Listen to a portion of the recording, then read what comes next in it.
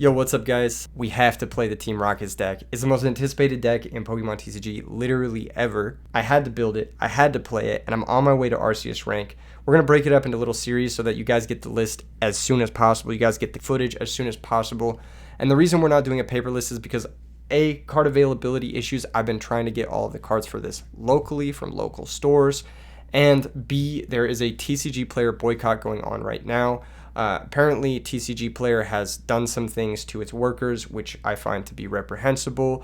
The union that works with T.C.G. player has asked for a boycott. And, you know, we got to support the laborers because, let's be real, it's not the CEOs digging through that bulk box, finding your tarantulas or whatever it is you need for your deck. It's the laborers. So solidarity with that. Try and find the cards for this deck locally if you can, and if not, try and shop from a local shop that has their own website. Anyway, moving on to the deck, we got two Team Rockets Mewtwo EX. This Pokemon hits like a truck, but more importantly, it has huge hit point stat. It is very, very difficult to knock out. 280 hit points, 330 with Bravery Charm for a basic is chungus, dude. It is actually so difficult to take this bad boy out if you're not hitting it for weakness, and the damage output is actually quite solid too, 280, and the 3 energies is not that hard to find because the Spidops gets you energy acceleration and the Team Rockets energy is a double energy. So we are playing two Team Rockets Mewtwo. You don't really need 3. I found that between the recursion and between its huge hit point stat, you will never need the third. 4 Team Rockets Tarantula, Team Rockets Spidops. This is your primary attacker in the deck, single prize attacker. Hits for 180 damage if your bench is loaded with Team Rocket Pokemon, which is what you're aiming to do with this deck. Charging up allows you to attach basic energies from your discard pile straight to this guy. It's very self-explanatory. You can move those energies around with Energy Switch to get surprise Mewtwo attacks in. For the most part, this guy's just OP. Very, very strong card. Big upside of this card is its grass typing. Charizard EX is a very popular card. It's weak to grass. Grimmsnarl EX is a very popular card. It's weak to grass. And even the new Cynthia's Garchomp is a very popular card. And lo and behold, it's weak to grass. So you're going to be knocking out a lot of massive hit point Pokemon that get in your way with Spidops. That being said, you know, you do have to make sure your bench is full because if you don't have 6 Pokemon, it's not knocking out any of those guys. So yeah, that's something to keep track of. 1 Team Rockets Articuno, I'm not sure what this is even in here for. I may end up replacing it with different Team Rockets Pokemon. And 1 Team Rockets Chingling because it's adorable and has free retreat. There really is no other reason for these cards. Chingling randomly can attack here and there, and you can put like a lucky helmet on it and be annoying, but it really is, I don't understand why these Pokemon are in the deck. I think that there are some other options for the Team Rockets Pokemon that could be played in these spots, but as of right now, I just have these because they're 1 prize bench sitters that, you know, just serve a role. The free retreat definitely comes up with the Team Rockets Giovanni. Speaking of which, supporters, we've got 9 Team Rockets supporters and 4 Team Rockets transceivers to search them. Makes this deck one of the most consistent turn 1 setup decks in the entire format, and it does so going first thanks to the text on Team Rockets Proton. It says if you go first, you may use this card during your first turn.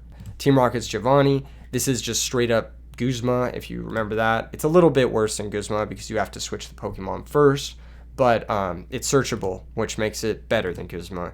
Team Rockets Ariana is just draw till you have 8. This is kind of like the turn 1 Lily from Sun and Moon format. Very strong draw card, especially when you factor in the fact that Team Rockets Factory, I just said the word fact like 6 times there. Team Rockets Factory allows you to draw 2 extra cards every time you use a Team Rockets supporter, so this is often just draw till you have 10 cards in hand. You can understand why that's good. That's just stronger than Professor's research quite often. Along with those supporters, we do have 2 Iono, which can help you come back into the game, and 1 Penny. This is to pick up that Mewtwo EX if it gets damaged and not KO'd. It allows you to make very favorable exchanges and shut people out of the game if you're able to take early leads. That's kind of the way I like to approach this deck. It's very fast. It gets set up easily. It wants to go first. So let's take advantage of those early leads with Penny, which is an incredibly busted card. Didn't really have a great home until now. Team Rockets Factory, already talked about that. It's just extra pot of greeds. Fantastic support card. 1 Buddy Poffin. This is just an extra way to get the full bench. I wanted to make sure that we had like 9 ways to get the bench loaded so that we're very consistently hitting that turn 1 setup. Between the transceiver, the Buddy Poffin, the protons, the secret box even, And I think there was one other way, but that adds up to like about 8. I think there was one other way to get set up. I'm missing it, but alas, here we are. 4 Ultra Ball, same thing, but this one can search for the Spidops, which is really important, and it can also discard energy, which helps you use the charging up ability on the Spidops. 1 Earthen Vessel gets you to your energy. Actually, 2 Earthen Vessel gets you to your energy. 3 Energy Switch. I was thinking about cutting one of these, but it's pretty important for getting the Mewtwo attack off from nothing. You can either do 2 energy switches plus a natural attach, or you can do 1 energy switch plus the Team Rocket's energy to attack with Mewtwo from placing it into play that turn. 1 Pal Pad. This card is in place of the 4th Team Rocket's Giovanni. Being able to shuffle back the Penny and shuffle back 2 Giovannis later in the game is more important than just having the 4th Giovanni. But you could make an argument to cut the Pal Pad for the 4th Giovanni. You might want to find room for a second Penny, though, if that's the case. 1 Secret Box is the best ace spec in the format, in my opinion. Just get set up. Don't mess around. Just do it. 1 Bravery Charm. This is to put on the Mewtwo. 3 Lucky Helmets. I like putting these on the Spidops. I took this from a Japanese build that I saw. I'd been testing it, and it has amazing results. Just putting a Lucky Helmet on one of your Pokemon when your opponent's trying to hit you with Voodoo is hilarious. They hit you for 10, and you get to draw 2 new cards, and it just like really starts to ramp up the setup capabilities that you have, even under item lock. 2 Night Stretcher and 1 Super Rod. Recursion is very important for this deck. You can make an argument for playing more of these cards, but just understand that they will brick early on. You do need to keep your bench full, though, so they are massively important for this deck. 4 Team Rocket's Energy, 3 Psychic, and 3 Grass, keeping it fairly simple. You could also make an argument for 2 Psychic, 4 Grass, but I do think that having the mix of 3/3 doesn't really matter. You only need 1 Grass to play out a game anyway, so extra Psychics it's meaningless. As long as you have 1 Grass in deck, that's all that matters. There are a few other options you could play in this deck. The big one that think I was considering was the Team Rocket's Mimikyu, which is a new Pokemon. It just copies active Terra Pokemon's attacks, so this can copy things like Ogerpon, it can copy things like Dragapult, it can copy things like Charizard. Seems pretty strong. It does take up a Rocket's energy, though, unless you want to burn an energy switch on setting it up. It does also have that free retreat. The thing that I might consider cutting for it is the Articuno. I still don't understand what this is for, but maybe there's a reason that I'm just like completely overlooking. All right, let's move into the matches. You guys want to see this deck in action, right? Let's go check it out. Don't forget to subscribe. I'm gonna be posting more Team Rockets content as well as Destined Rivals content in the coming weeks. There is a Blaziken deck I've been working on as well, and I do want to do a paper profile for a lot of the Team Rockets decks that I'm working on. So we'll see you in the matches. All right, the first match is up against Gardevoir. We just started out on the ladder, so the opponent's play is not super tight. It's not regional winning play, but it is close enough to the point where I wanted to actually show this match. And of course, I'm trying out the deck for the roughly first time, so my play isn't perfect either. Let's go ahead and check out how we've opened up here. We mulligan a few times. This deck doesn't play too many basics, so mulliganing is kind of common. You could make an argument for increasing the count of basics. It's just that you're going to have to cut some seriously helpful cards, and I don't know if that's something you really want to be doing. So we start off with the Mewtwo EX in the active. Not ideal. Sometimes you don't really want to have an EX in the active, but our opening hand is really strong. We've got the Buddy Buddy Poffin, we got the Transceiver for the Proton, so we have a full bench turn 1, and that's why I really like to play that. And then on top of that, we have Secret Box to get fully set up on the following turn as well. Opponent starts off with Monkey Dory. That's always scary. Monkey Dory is one of the scariest cards for our deck to face. It allows people to sort of ping off our Tarantulas and have 2 prize turns against our 1 prize boards, which is kind of frustrating. Go ahead and check what's prized. Find out that nothing too serious is prized, like 1 Rocket's energy, whatever. Proton, go grab 3 of the Tarantulas, I believe, 3 Tarantulas. Play them down. I probably should have grabbed the Articuno because it can't be grabbed Buddy Buddy Poffin, but I decided to get 4 Tarantulas into the play. Tarantulas. I don't know how you're supposed to pronounce that. Anyway, I decided to just pass the turn and not burn the Secret Box because I feel like even if we get Iono'd here, I'd rather have the Secret Box in the deck. And there's nothing I'm grabbing here that I'm putting into play that's going to stick around. I'm maybe getting an energy in the discard, which might be helpful. I'm maybe getting access to the Team Rocket's Factory and drawing 2 new cards, but if I'm getting Iono, those 2 new cards won't matter anyway. So I decided to just hold on to the Secret Box, and there's a good chance we just don't get Iono'd. And if we don't get Iono'd, then Secret Box is going to go crazy next turn, and we might not be forced to discard something we don't want to discard, like perhaps our Ariana or our Ultra Ball, which we'd rather keep in our hand. Based off of the next draw, I think it's a bit better to sit on it there because there's not much else that we can really get. They start off with the Buddy Buddy Poffin, grab 2 Ralts, makes perfect sense. They've got to get their Ralt set up. They've got the Drifloon, they've got the Hard Charm, Bravery Charm, whatever it's called. They Ultra Ball pitching a Research, and that sort of affirms my suspicions that we are not getting Iono. They're probably just going to Research this turn, unless they manage to draw into an Iono off of a Mew EX, which is what they're going to go for here. So they go for the restart, dig a few cards deeper, try to hit some energies, and they do. They actually hit a Dark Energy, and then they fire off a Professor's Research. So holding the Secret Box pays off. They've got their Secret Box, so it's going to be full setup versus full setup here.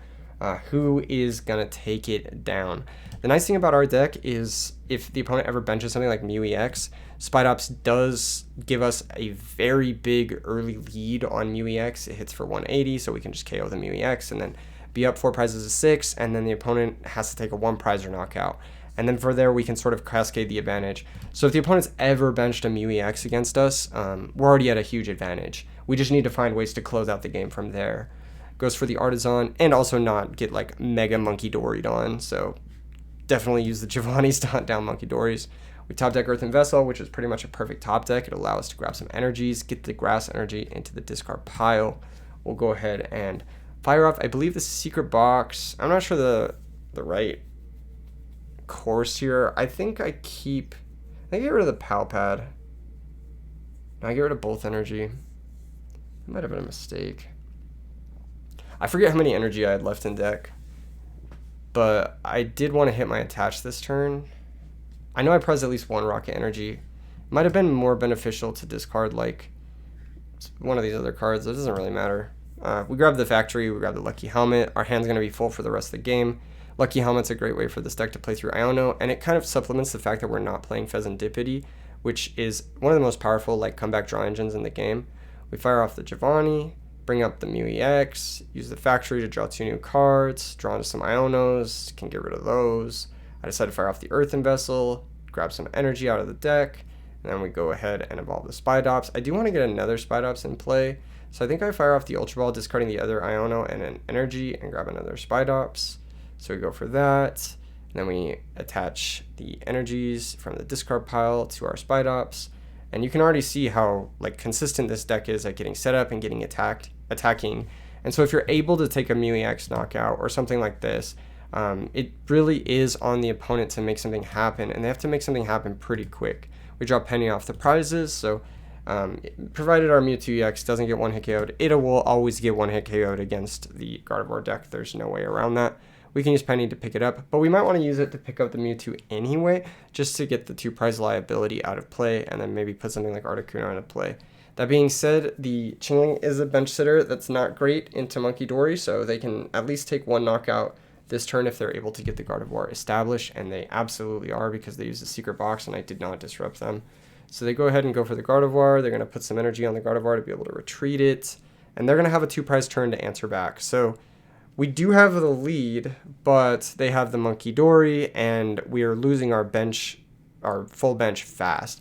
And this is why I think you do need the Super Rod. You do need the Night Stretchers, because even after the first turn of comeback play, you're low on Pokemon, and you need to put the Pokemon back. You need to put them back almost every single turn. So yeah, it's pretty important, I'd say, in this deck. Here comes the put a bunch of damage on the Drifloon play.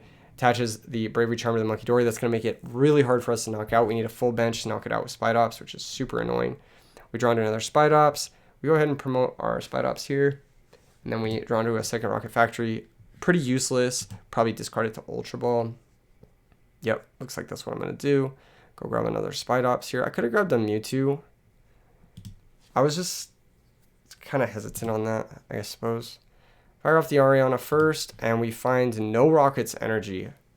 So can't attack with the Mewtwo this turn, which is fine. We can just take the 1-for-1 trade with the Drifloon, but it's giving the opponent more opportunities to unleash that Monkey Dory on us, which is kind of annoying.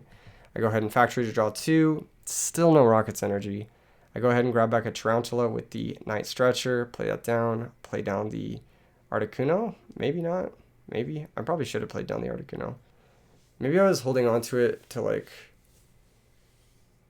I could attack with the... I could actually attack with the Mewtwo here. No, I can't. I only have 2 Energy Switch. I don't have the attach.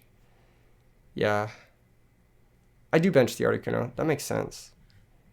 And I go ahead and attack for 180. KO the Drifloon. Take a prize. Now we just need to take 3 more prizes and not get super messed up by this Monkey Dory, which is...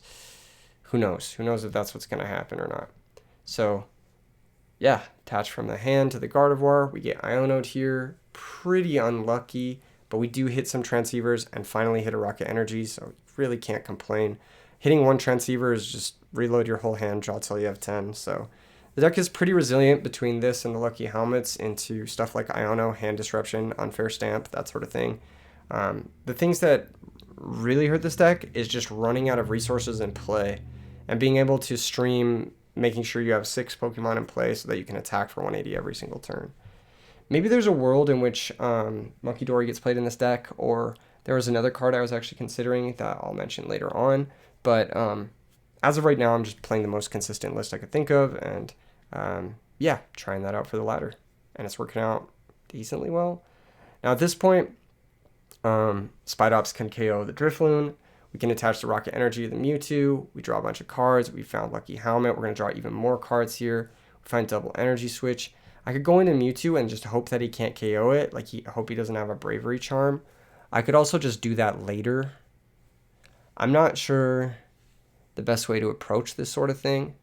But I decided that if I KO the Drifloon with the Spidops, he can't even really KO the Spidops in this current state unless he promotes Gardevoir. Which, yeah, that does KO the Spidops, doesn't it? So I decided to Energy Switch here, just get the Mewtwo powered up, attach the Lucky Helmet. The Gardevoir attacking is probably the thing I'm the most scared of because our deck really doesn't have a way to one-hit KO Gardevoir. And then he can just switch that damage back over to us from Monkey Dory. So now he's got 2 Monkey Dories into play. This matchup seems really bad. I'm not going to lie. I think that there might need to be some sort of tech. Like, my opponent's not playing perfectly. He keeps benching stuff like Mew EX. He keeps doing things that he just doesn't need to do. And had he not done this, like, had he not benched that Mew EX here, he could have easily just attacked us with Gardevoir and then like healed it with the Monkey Dory and taken 2 prizes this turn, and then I'm never KOing the Gardevoir next turn, and there's no other way I can take 2 prizes, so I just lose. So that's kind of like what I was thinking here. But because he benched the Mew EX, because he benched the Clefairy, we just win. So it's kind of, maybe we need something like the Flute that can put a 2-prizer into play, or something like that, just to cheat 2-prizers into play on our opponent's side so that we have more targets for the Giovanni. Because if the opponent is playing well, then we don't really have the option to win the game. Gardevoir plus Monkey Dory is enough to just bully this deck infinitely. I'm certain of that, just by watching this game get played out here. So there might need to be some adjustments made to the list to deal with the Gardevoir matchup. However, that is assuming Gardevoir remains as popular as it has been, and I honestly think with the rise of Grimmsnarl, we're going to see less and less Gardevoir moving forward. Grimmsnarl just bullies the heck out of Gardevoir. It makes the matchup super, super, super miserable for Gardevoir. I don't think that it has a winning matchup in any capacity against Grimmsnarl unless the Grimmsnarl deck breaks. So here comes the evolution to evolve the Gardevoir, and yeah, we're just going to win because we drew into the Rockets Giovanni. And the opponent's doing a sad face because they understand the writing on the wall. But you guys kind of see what I'm talking about here. Gardevoir might be a bit of a sticky matchup unless you can figure out a way to get those last 2 prizes. Maybe there's like a Blood Moon or Saluna or something like that. Something that can KO the... Blood Moon doesn't even hit as hard as Mewtwo does, though. That's the thing. There's got to be a way to get that last 30 damage on Gardevoir. Maybe like Defiance Band. Seems kind of tricky to pull off. Mewtwo plus Defiance Band is 310. It is enough to knock out Gardevoir. It might be better to play like 1 Monkey Dory but then you risk shutting off all of your powerful supporters like Ariana, and you weaken your Spidops for the remainder of the game. There's got to be a way to do it that doesn't hurt the consistency of the deck. I'm just not going to think about it until the next vid. All right, moving on. The next match is up against Charizard Dragapult, which is a very popular deck in this metagame in Japan. It just won the major tournament there. So this is kind of like deck to beat. And if Mewtwo can hang with this, then Mewtwo can probably hang with the metagame, honestly. And I think that some of the more popular decks, Mewtwo has a pretty decent chance against. So we start off with the Tarantula. We go ahead and Earthen Vessel, I was going to say Energy Search. Earthen Vessel, attach the grass, attach the Lucky Helmet. And we actually bricked, kind of. We have no setup here, but we do have the Ariana for next turn. And as long as the Tarantula doesn't get one hit KO this turn, we're okay. Cross your fingers, ladies and gentlemen. Even if he gets hit by Voodoo, we're drawing 2 cards off the Lucky Helmet, which is nice. And then we've still got the Ariana, the Spidops to evolve, and we'll return KO the Voodoo. So even if that happens, I'm not too upset. We won't get to burn the trainers in our hand, the items in our hand, before we play the Ariana, which is unfortunate. But you can't have everything, you know what I mean? You can't have everything.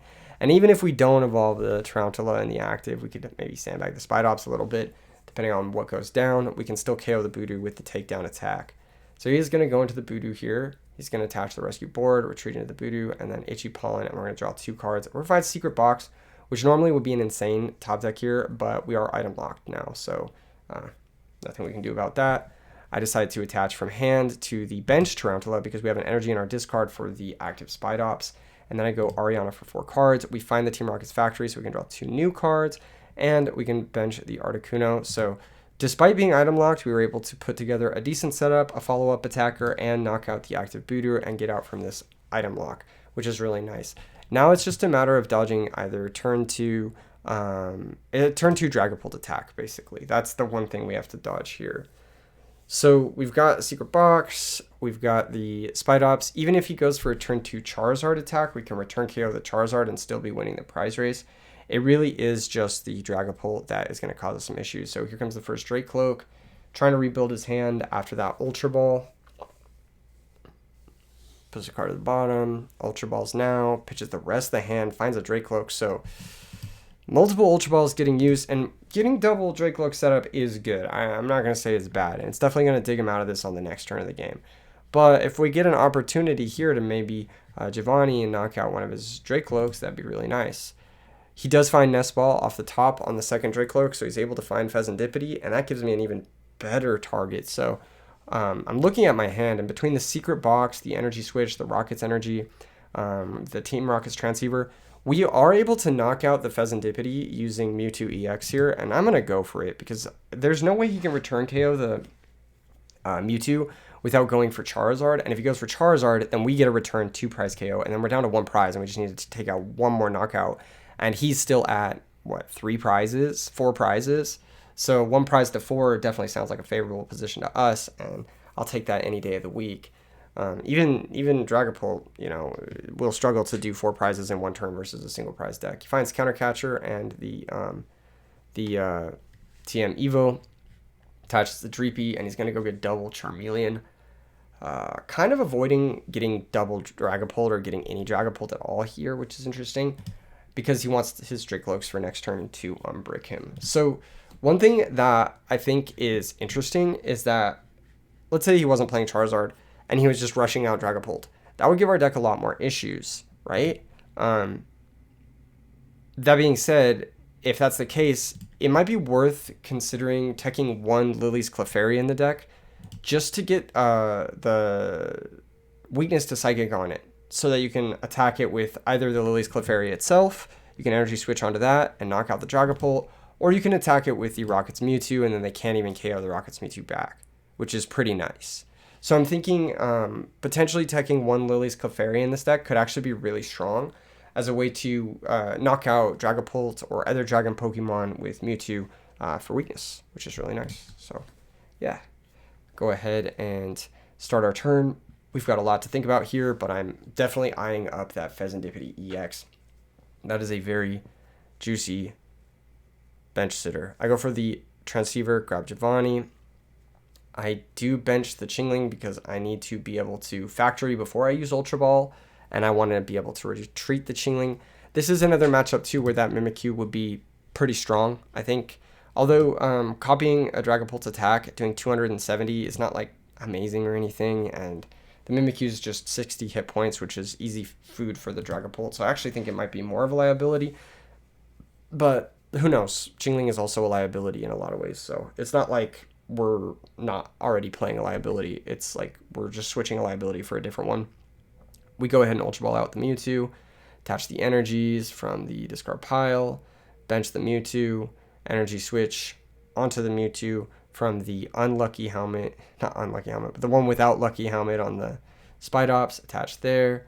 Retreat the Chingling into the... Oh, I attach a third energy to the Spidops just because I need to be able to discard one energy for the Rocket's Mewtwo to deal 220 to knock out the Pheasantipede. And this is going to make it really hard for the opponent to come back. I mean, he's going to see 5 cards this turn, which is quite a bit, but at this point, like, he does need to go Charizard, and then we will return KO because we've got the Buddy Buddy Poffin and the Night Stretcher and the Secret Box. So he'll need something like Charizard plus Iono to really come back into this game. And even that's not a guarantee, because if we hit even Transceiver or Proton or whatever, then we're just KOing the Charizard back and we're right back in it. So, yeah, I think that this matchup seems pretty good, especially if they miss that turn 2 Dragapult attack. If they're hitting the turn 2 Dragapult attack, I can't really think of a single deck in the format that wants to be attacked by Dragapult as soon as turn 2. So, yeah, that's obviously going to be a lot more difficult to deal with. I thought before playing this that the Team Rocket's Articuno prevented the Dragapult spread. Alas, I was wrong. I thought that that's why people were playing the Articuno, was to prevent Dragapult. But either it doesn't do that or it's bugged on PTCG Live. And you guys will see that here shortly, because we do end up getting attacked by Dragapult eventually. Here comes that Charizard, and I'm very happy to see that because that is a 2-prize liability for the opponent. Now I only need to take 2 more knockouts to win this game. One on either the Charizard or the Fez, and then one on one of these 1-prizers. Should be fairly simple, fairly straightforward. The Secret Box can always find Pal Pad to put back the Giovannis as well. So we have enough Giovannis to just find something weak enough to knock out. The attaches happen from the Charizard. Luminous Energy meets the Dragapult. And yeah, Dragapult's going to attack with the Phantom Dive. And I was thinking like, oh, I'm chilling. He just does 200 here. Like, that's nothing, right? He goes Counter Catcher, pulls up the Articuno, and then does the Phantom Dive, does 200 of the Articuno, and then 60 to our benched Spidops that already has damage on it. I thought that Articuno would prevent that. I'm not sure why it didn't. Either it's bugged or... Because it's Dragapult's attack is placing damage counters, not technically dealing damage. But maybe it has something to do with the fact that the Articuno was knocked out. I don't really know. All I know is that we can just knock out a Charizard here. And I like read it and I'm like confused. I'm like, why did that not prevent the damage from the Dragapult? Not that it really matters at all. We've got the Giovanni. We've got the attack on the Charizard EX. And then he can do another 200 plus 60 spread and take 2 knockouts. But it's 5 prizes. Like, what are you going to do? What are you going to do, you know? There's nothing you can do. We're just going to win the game with Mewtwo plus another Giovanni's. I love the mobility of the Rockets deck. Being able to move your Pokemon around with Giovanni's so consistently is just so nice. It reminds me of like those old school like Zapdos, Guzma decks. I say old school. Dang, I'm getting old. That's not that old. That's not that far ago, but it reminds me of like how those decks were so mobile. You were never getting anything stuck in the active, which is so nice. And the part that is really, really icing for me is that the Rockets Factory allows you to draw cards even when using the Giovanni. It's just such a fun synergy deck, and everything flows together so well, especially when you're facing a matchup where you're hitting for weakness. Let's be real. It just makes things feel a lot better in the deck. Otherwise, it's a much tighter game, and if your opponent's on like Monkey Dory especially, it's going to be a much tighter game. Here comes the Buddy Buddy Poffin, shuffles the deck. Dragapult EX is going to attack here for 200, and then we're going to wrap things up with another Rocket, whatever. We're going to lose 2 Spidops. It doesn't matter. He didn't end up Ionoing us here, and that would have been the hard part here. So we lose both Spidops. Opponent gives me the confused face emoji. I promote the Chingling, And then we are going to Pal Pad back the Charismas in case I prized the last one. I don't remember if I checked. I didn't. Grab the Giovanni. Nice stretcher back this because I couldn't remember if Mewtwo was 4 or 4 other. Bring back the Mewtwo in the active and then put the Dracloak in the active and attack for 160 to win the game. So pretty solid. The fact that it can go head to head with Dragapult. Obviously dodging the turn 2 attack is really nice. I'm not sure if the Articuno prevents the Dragapult thing and it was just didn't prevent it because it was knocked out or how that works, but if it does prevent the Dragapult damage, then it might be worth 2 Articunos, actually. It might actually be worth playing 2 of them. But if it doesn't, then it's just not worth playing at all. So, I don't know, food for thought. I'm going to mental note that. I'm sure someone in the comment section is going to explain it to me and I'll be like, oh, I should have known that, but whatever. All right, next match is up against Ethan's Typhlosion, which is another deck that is very popular from the Dust and Rivals set. I know a lot of other streamers are talking about this deck being gas. I think this deck is lame. I think it's just a cringe version of Mewtwo. It is also very consistent. I'm just kidding. I love Typhlosion. I can't even cap. This deck is so sick. It's just not as cool as the Rockets deck. So we had to build the Rockets deck. I'm the villain today, all right? I'm Team Rocket. This Ash Ketchum ass motherfucker. Like, nah, I'm just kidding. Anyway, Ultra Ball gets used, pitches a couple of guys, goes and gets himself another Cyndaquil so he can set up that big Ethan board. The nice thing about the Cyndaquil deck is like once you get one Ethan card, you get everything. Like you can just chain them together. Ethan gets the Quilava, gets the Ethan, gets the Quilava. And so once you get going, you really can't not get going. Even if you get Ionode, the Quilava just searches the Ethan again. We go ahead and Secret Box. Best card in the format. Full setup here. Grab whatever we need. I think I decided to go for either the Earthen Vessel or the Buddy Buddy here. Yep, just get the full bench. Buddy Buddy first. Proton, and then... yeah, I believe I Proton, right? I was considering going into Chingling and trying to hand rip him and just getting a lucky 33% and breaking his hand. But I was like, what if he just has 2 cards that do something? That's just so greedy. So I decided to go for double Mewtwo in this matchup. Mewtwo plus Bravery Charm actually cannot be KO'd even with 4 Ethans by the Typhlosion. So you just kind of tank it off and then you penny away your Mewtwo and your opponent's sitting there just like super behind on resources. Takes a lot of resources to set up a Typhlosion, often takes the supporter as well. And so I think we're just in a very dominant position here. The Bravery Charm is very useful. I think if you're playing the Ethan deck and the Rocket deck becomes more popular, you might need to play the Tool Jammer to be able to KO Mewtwo. Anyway, he gets the Quilava and play with an Ultra Ball or whatever. I don't even remember what it was. Gets double Quilava, goes ahead and searches another Ethan, but he's going to attack for 40 with the Combustion attack, and that's still not enough to put me in KO range of the Typhlosion, which is pretty funny. I got the first Spidops. I've got a couple of options here. I'm going to go ahead and just bring up the Spidops and bring up his other Quilava, and then just start taking 1 prize knockouts with my 1 prizers, and I can always use that 290 hit point Mewtwo to make the game very awkward for the opponent later on. Pitch the Psychic, grab a couple more grass, just getting energy into circulation here, and then I'm going to knock out the Quilava for 180 and start the prize race. It's much easier for us to stream attackers than for him because the Typhlosion requires usually a supporter to search it. He decides to go for Professor's Research, pitching both Ethan. I think that was a bit of a greedy play on his part. He probably should have just used the Ethan and guaranteed the Typhlosion.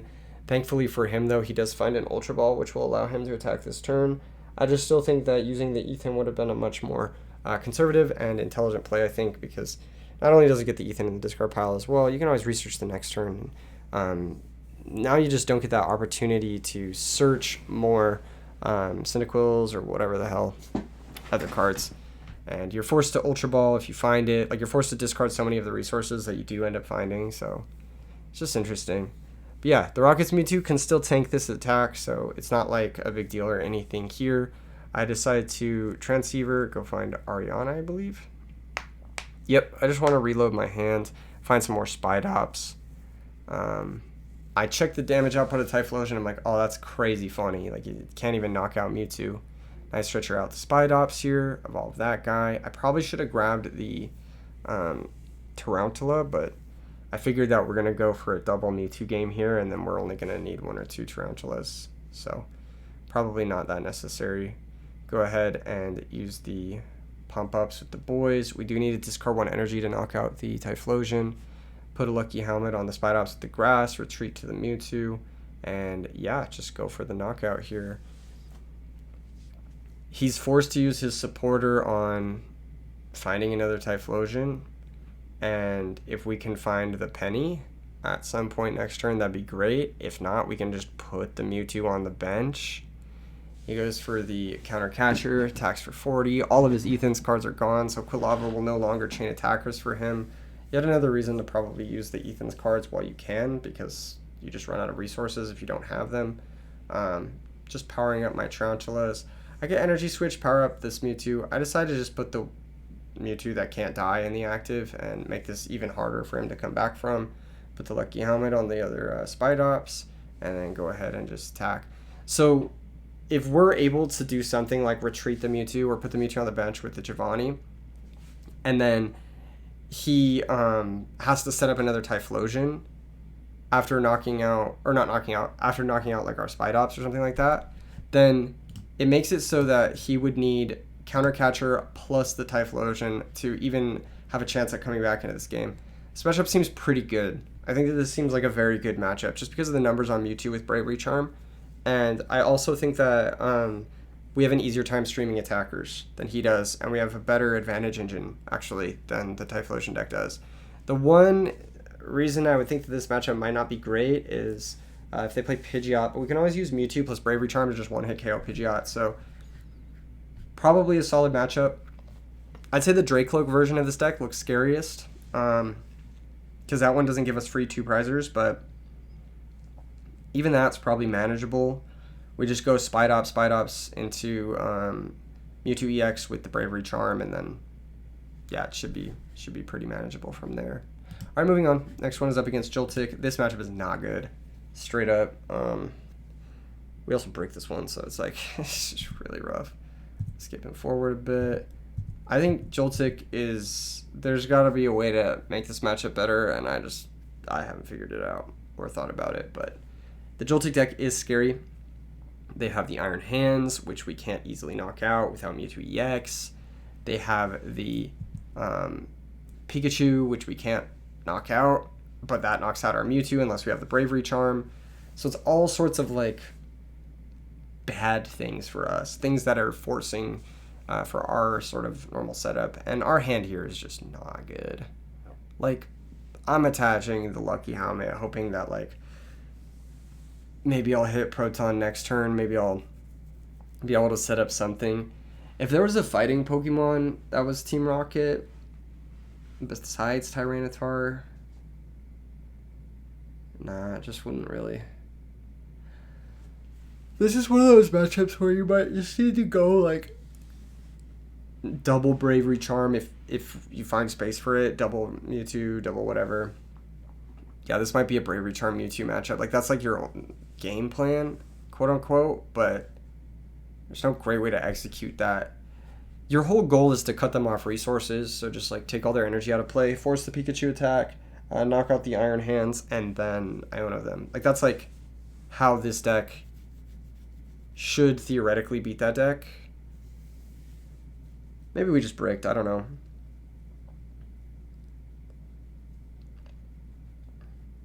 Yeah, this is just rough.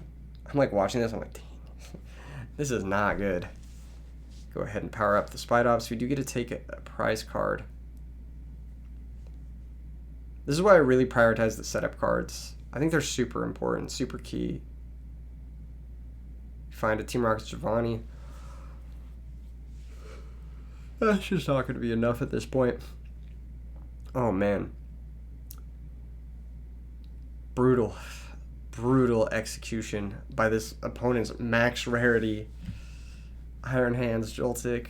Oh, do you have the Vitality Band or something like that on top of this? I don't even remember. He has Crispin to power up Pikachu a bit. Does 160, so he doesn't have the Vitality Band quite yet. I think he finds it the next turn, and I just concede. Because we just have nothing here.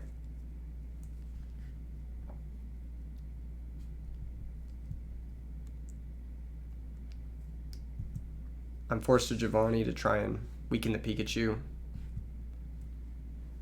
If I had set up my bench here, I could Giovanni out the Mew, take 2 prizes, stay in the game that way. But alas, we find Proton just a little too late. Makes me wonder if like even more setup cards are necessary, like Buddy Poffins, or like if it's better to play Precious Trolley instead of Secret Box. But I mean, if you find Secret Box, you're just winning the game anyway. So it's not really like a big difference between Secret Box and Precious Trolley. Attack for 90, and then here comes the Vitality Band, and yeah, it's going to be a concession from the boys. Didn't find Mewtwo, didn't find our setup in time, didn't find anything basically. Attaches a Psychic to the Pikachu just for disrespect, even though he has Latios to retreat for free. Attaches the Vitality Band. Yeah, I just concede here. So this is obviously the one matchup you don't want to brick in, because it's like the one matchup that doesn't give you a lot of time. So, yeah, you're going to brick sometimes. That's just how it goes.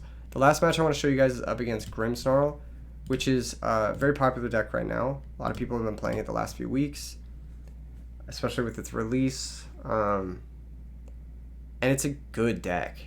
I think that like Grimmsnarl is like, it's up there for me. Like, if I was to put like a tier list out or something like that, I'd probably say Grimmsnarl is solid tier 1. So, having a good matchup against this deck, pretty cool. And this game we don't brick. We do have one Tarantula prized, which is not good because we need to fill our bench for the KO on the Grimmsnarl. We draw into a Mewtwo, we draw into a Secret Box. I decide against benching anything with an ability, whether that's Articuno or Mewtwo, until we see how he wants to approach the setup, until he's commit more to his permanence. So we pass the turn back. He can get rid of our factory with the Spike Myth, but we've already gotten value out of the factory, so it's kind of fine. And we can find another factory with the Secret Box, so it's not that big of a deal. He's going to go ahead and Secret Box, pitching one of the Spike Myth, and that makes me happy because the more Spike Myths that get discarded, the more likely it is I'm going to be able to stick a factory into the late game. Brings out 2 Impidimps, 2 Snorunts, and then gets the Spike Myth Gym. So, depending on how aggro he wants to put the Frostlass in play, it can change things. But it's a game of chicken, basically. I might have to be the first to bench the guys with abilities because I need to fill my bench to KO a fresh Grimmsnarl. But if he pulls the trigger too soon and puts the Frostlass into play and starts powering up his Monkey Dories that way, then he can lose his Grimmsnarl from 300 hit points. So that's only 5 Pokemon in play from our point because it's 150 times 2. So it's a game of chicken. Does he want to pull the trigger, get the Frostlass in play, start getting damage racked up for his Monkey Dories, or are we going to be able to, or are we going to be forced to basically put Pokemon into play to knock out the Grimmsnarl and play into the Frostlass? Either way, I do think this situation favors us because we were just a little bit easier of a time. I discard the Mewtwo here. Huge mistake. Huge mistake. I should not have done that. I should have discarded whatever else was in my hand. I should have discarded the Transceiver. That was such a mistake, dude. Discarding my basics when I need them to KO stuff.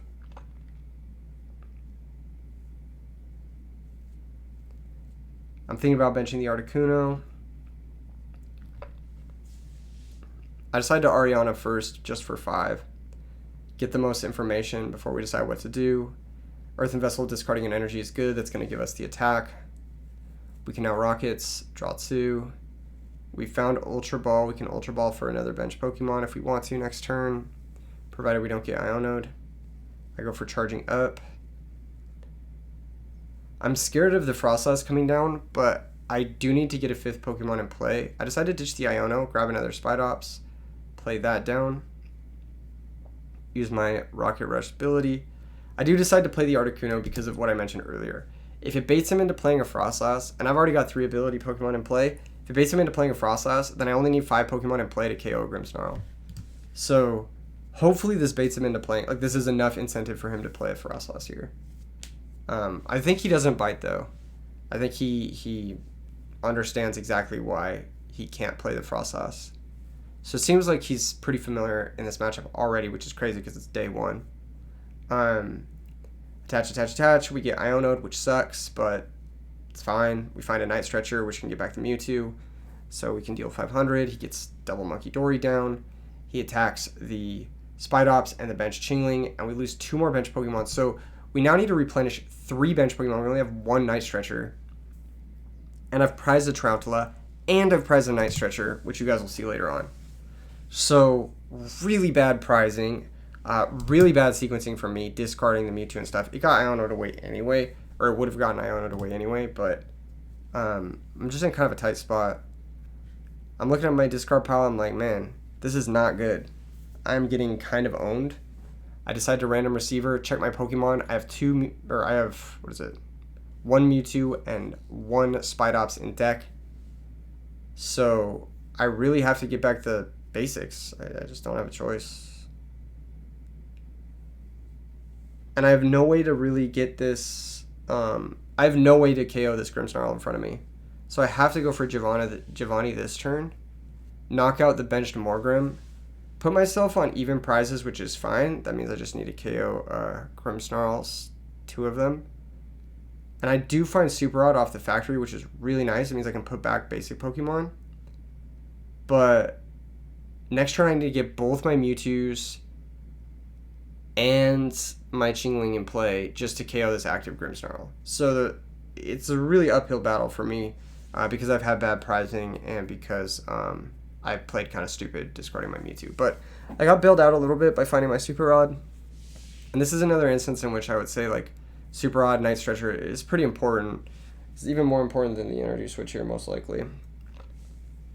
He gets down another Impidimp and then KOs another Spidops. So like I said, I need double Mewtwo here and Chingling. So I have Ultra Ball for 1 Mewtwo. I have Buddy popping for another Mewtwo. Then I've got the Ariana plus the factory to potentially draw into 1. So I draw Psychic Energy. I Buddy for Chingling. I go Ultra Ball next, I believe.